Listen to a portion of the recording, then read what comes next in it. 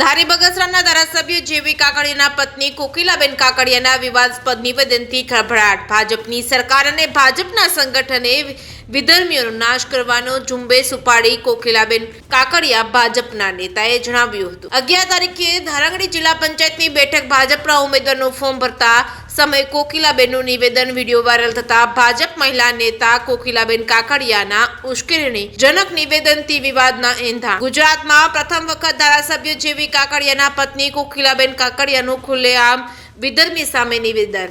જય દાન મહારાજ, જય બાબા સ્વામી।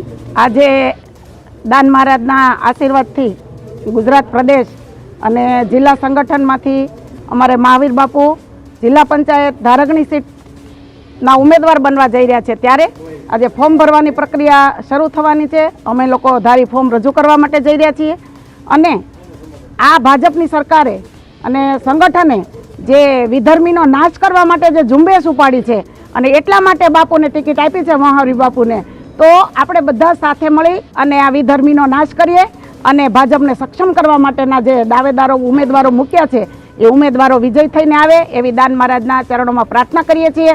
અને અમારે તાલુકા પંચાયતમાં જયરાજભાઈ છે, બીજી તાલુકા પંચાયતમાં અમારે બાપભાઈ છે। આ 3 ઉમેદવાર અમારે એમ કહીને કે ભાજપને વફાદાર અને ભાજપના વર્ષોથી કાર્યકર્તાઓ છે, તો એ બધાને જે ન્યાય આપ્યો છે ભાજપ પરિવારે, તો આજે પરિવાર થઈ અને લોકો એમને ચૂંટીને મોકલે છે અને મોકલવાના પણ છે। એ વિશ્વાસથી અમે આજે ફોર્મ ભરવા જઈ રહ્યા છીએ। જય દાન મહારાજ।